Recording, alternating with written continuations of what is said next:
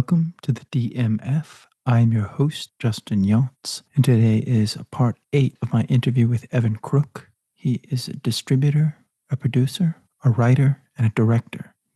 Enjoy.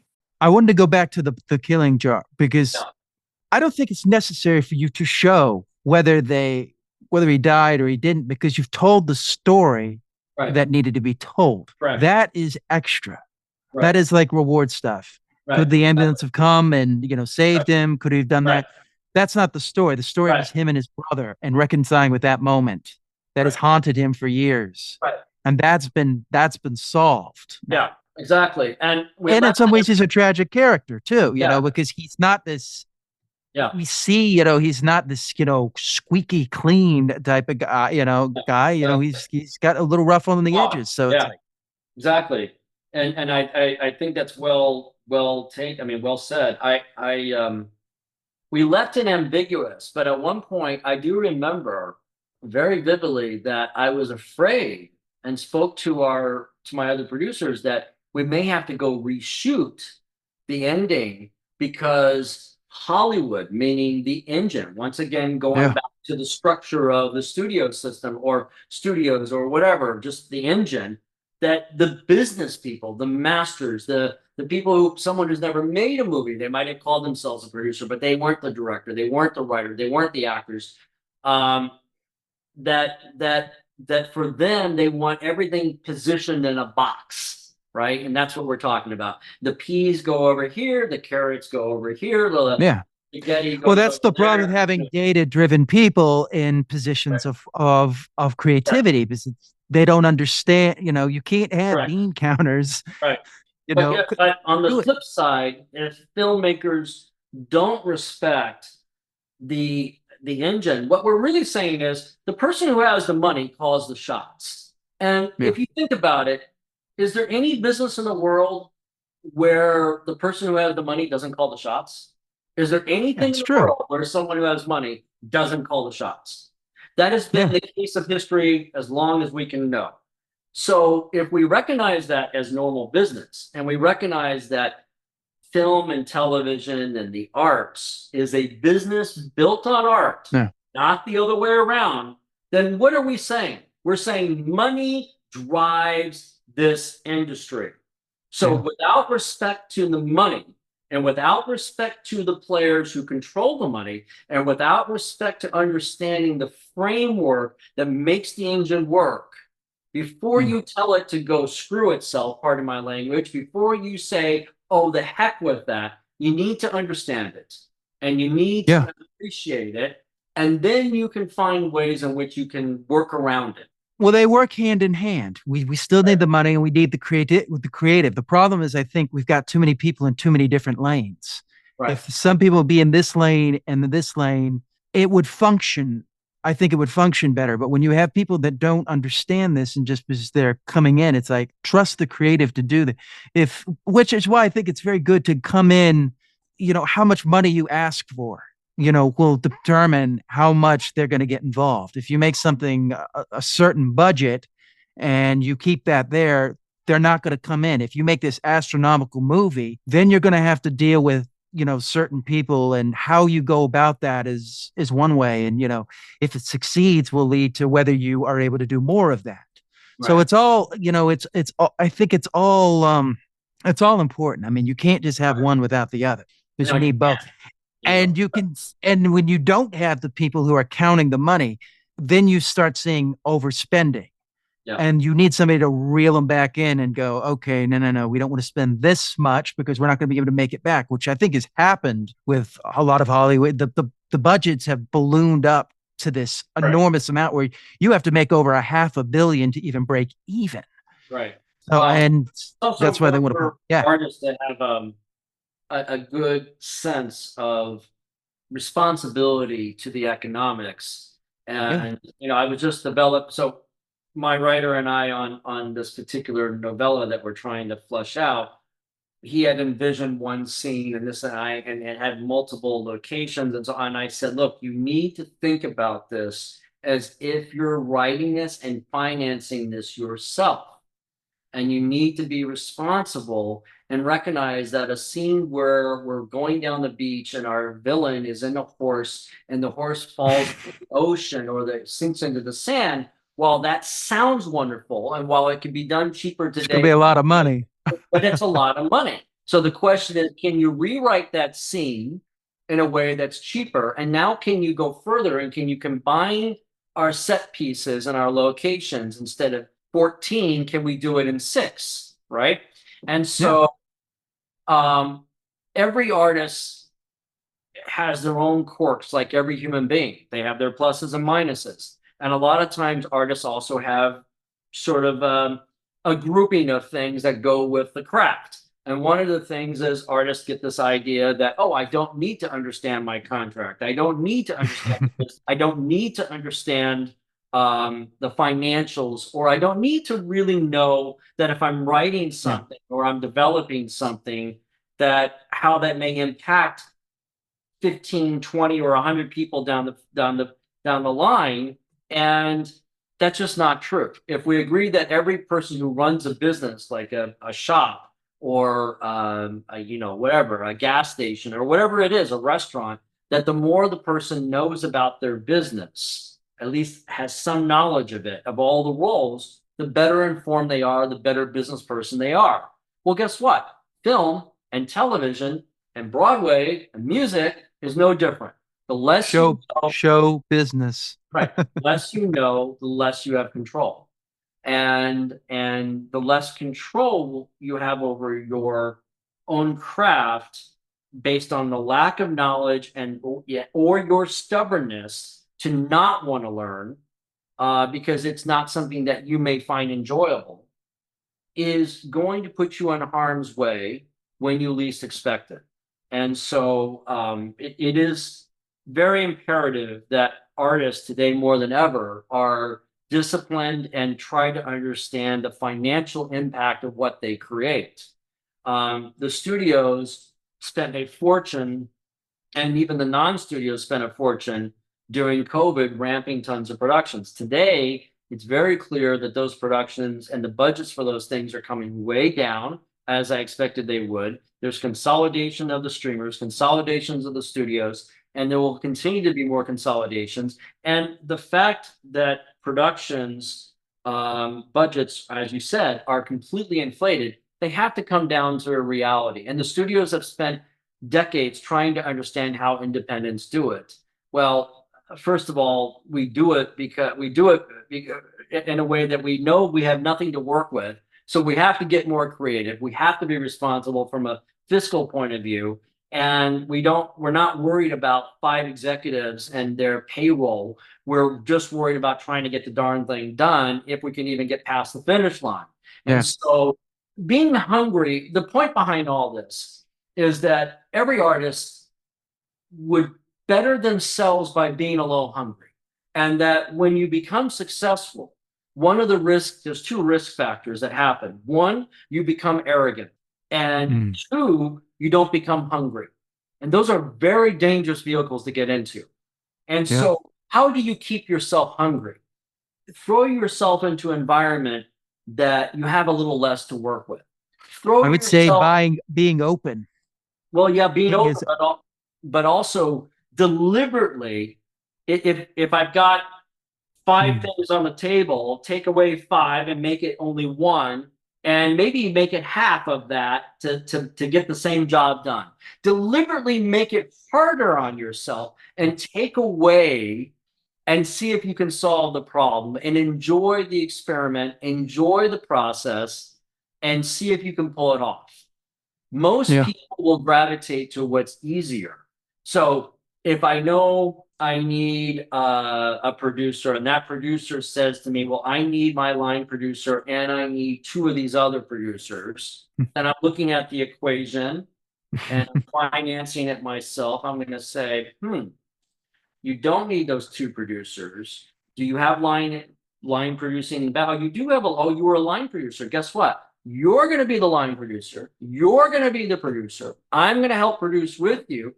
I'm going to direct. I'm going to work with my writer. I'm going to work on co-writing. I'm going to do all these things, and we're going to wear multiple hats because the more hungry we are and the less people, we're going to find solutions better to make this tighter, right? Yeah. And that's the problem that the studios don't understand. They have gotten better at it, and they will continue to have to get better at it, because as things continue on, I think their budgets are going to continue to shrink, because the marketplace is very, very different than what it used to be. And so, bottom line, if an artist really gets successful or climbs the ladder or doesn't climb the ladder and just has this attitude of arrogance and not being hungry, you're in big trouble. You're finished. You're done. And so being hungry is important. And so that also gets back to the storytelling. How can you develop a story? Even if someone gave me $20 million right now, I want to try to see, can I make the story for $1.2 million instead of, or let's say maybe $3 million at the most, instead of 20 million. Oh, guess what? I was able to figure out how to make it for 3 million. Oh, well, guess what? All that extra money, let's apply that to several more films. Okay. Excess does not necessarily mean a better product. And that's a good point. And a lot of times the studios and the artists, a lot of times all of us make the mistake thinking that excess means better, and it doesn't. Those are all important things in storytelling, and I think, yeah, the main message behind that part is being a little hungry helps, basically. I love it. Let's talk a little bit about Electric Slide. Sure. Cool film, fun film. What did you want to talk about on it? Talk about like how that kind of came about. Electric Slide, I was Osiris Entertainment was really at its peak. We were outputting about 4 films a month. We had about 23, 24 employees at that time, something like that. It was a lot. I was probably working 90 hours a week. That's just important framework for what was going on. What was also happening at that time, the internet had taken off, but really hadn't really gone there yet, right? So go back to 2015, 2014, 2016. The consumer wasn't fully up to speed with a full solid pipeline at rocket speeds, and streaming wasn't fully there, Yeah. right? And there was a notion that between a lot of independent distributors as well as some big studio sort of, or semi-junior studio brands, which I won't mention, there was a notion at that time that the digital world was going to pay off in huge dividends. It was going to pay off massive. What we found out was that there was a transitional period that lasted much longer in distribution than we anticipated. We thought that we would get revenues in 2014, 15, and 16. We thought we would get revenues of profit, but that was equal to like what we had in the physical goods of DVD. The problem was the world took some time to adjust. And so a lot of distributors were overpaying for films, thinking that, oh, these films will do very much better than they actually ended up doing. And I think part of the problem for certain films financially, where they didn't hit the mark that distributors had hoped, was that we had this teeter-totter. We had this big transition between the DVD world and finally the streaming world finally taking off. And even though it was taking off, it was a very sort of slow, gradual takeoff, right?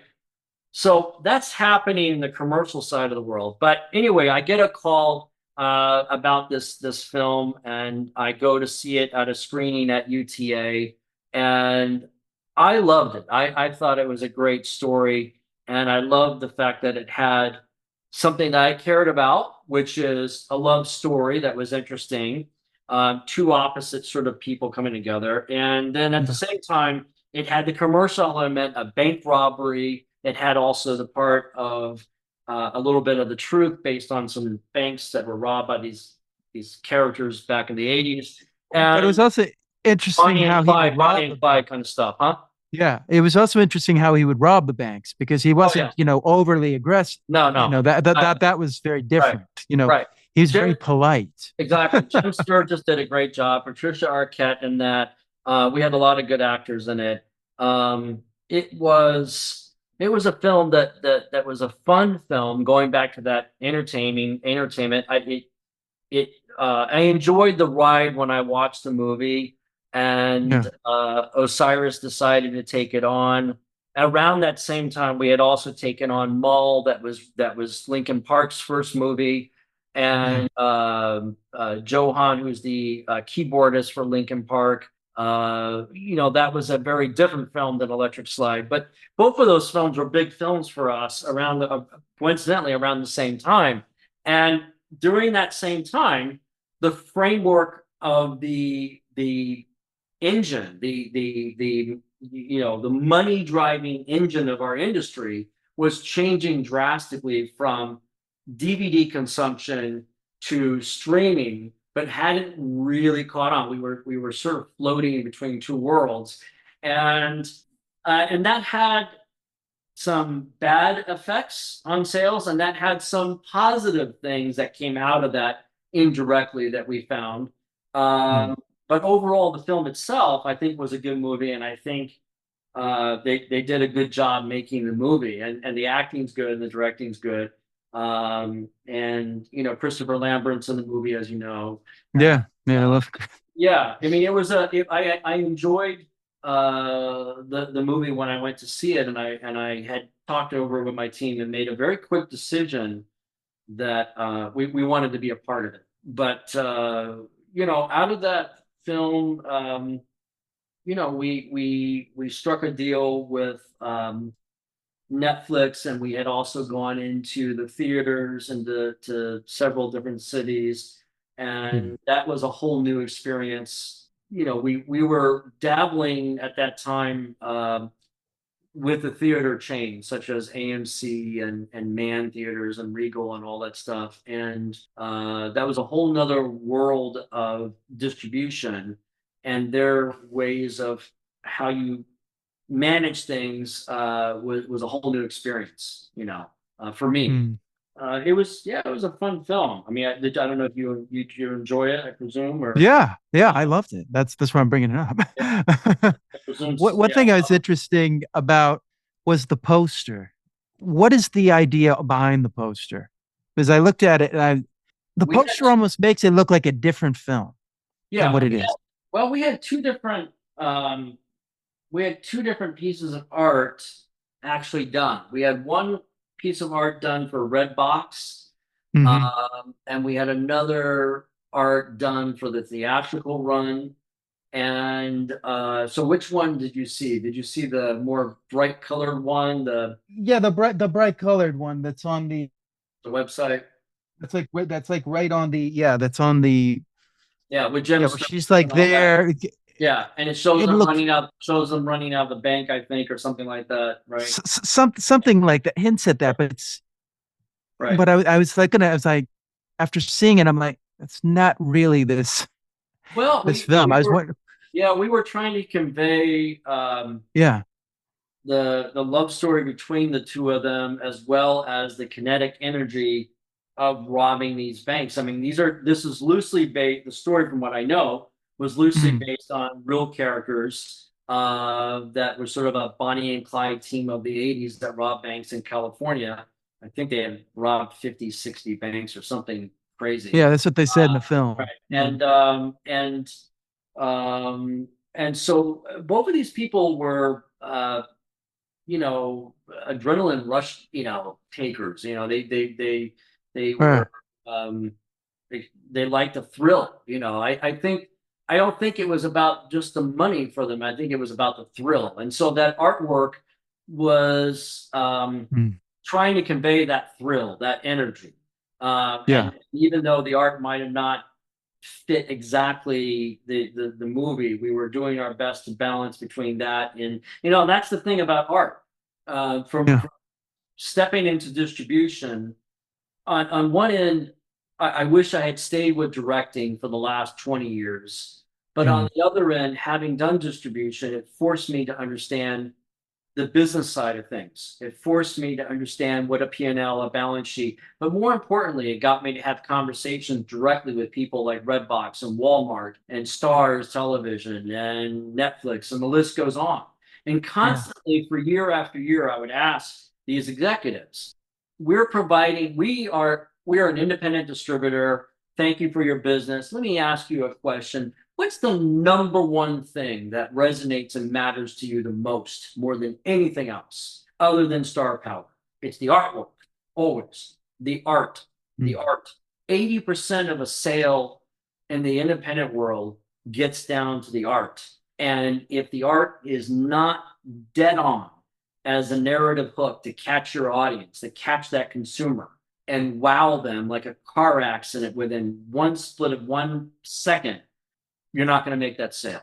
And so a lot of times I had platforms and distributors tell me to my face, a lot of times we don't have time to watch the whole film. A lot of times they didn't even watch the film. They would skim through it. They would make their decisions based on the art and the trailer and the cast, the art and the trailer. And most of the time in the independent world, we don't have the luxury of a big cast. And in Electric Slide, for example, we did have a cast. It did have a good cast, but even still, today we live in even more of a nanosecond. And so I think not only the consumer, the studios and everybody is geared to making split-second decisions, and looks do matter. Looks do matter. What does that mean? It means the art is absolutely life and death. On Electric Slide, we probably did close to 40 different comps of art. I mean, we had so many different variations. I had it spread out across our entire office and warehouse. We had up and down the hallway, giant posters printed out in full color that I had my team print out, and we went for weeks trying to figure out which piece of art that we were going to go with. And then we had discussions with some of our platforms and so on. And so picking the right art is a real balance between what the story is telling and what you want to achieve from a commercial viability to your consumer. In the end, if you don't grab the consumer to pick it off the shelf or to download it on a screen or your phone, and you've got only, 7 spots on your phone, and we don't grab your attention in 1 second, and I don't grab your attention, but my competitor does, guess what? I've lost the sale. But if I grab your attention, and while you may not think the art matches up exactly to what the story is, as long as you like the movie and I grab your attention, great. But if I give you a piece of art that you turn away and buy my competitor's movie, then I have failed. I have failed as a distributor, and I have failed in the sense of marketing. Now, you guys released this in LA, correct? Or around? We released it in about 10 different cities when it went theatrically. But because I would have been in New York, and if I had known about that film, I would have seen that. That's great. I would have seen it in New York, but I had no idea about it. So I guess the question is, while the art may not have matched up to the movie, did the art grab attention?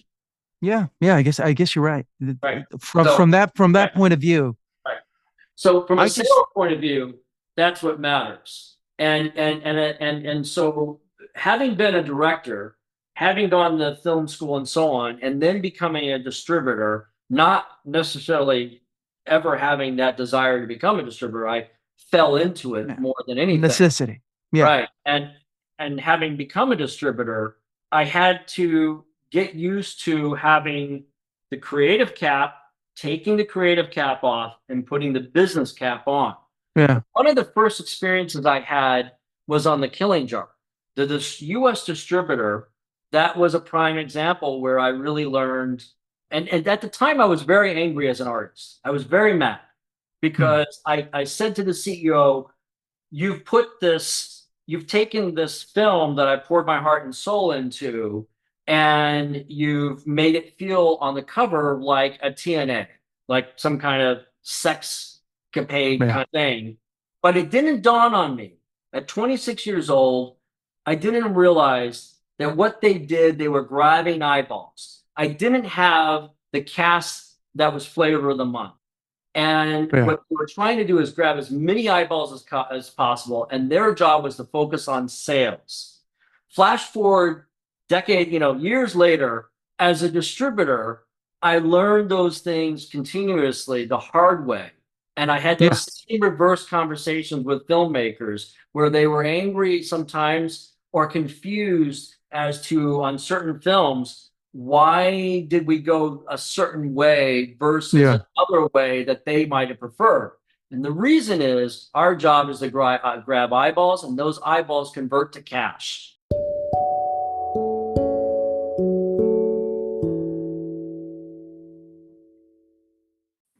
Okay, that about does it for part 8 of my interview with Evan Crooke. I want to thank him personally for coming on. Thank you for listening. As always, you can find me at Justin Yachts. Please like, share, and subscribe, and consider checking out the YouTube channel. And I will see you next time on the DMF.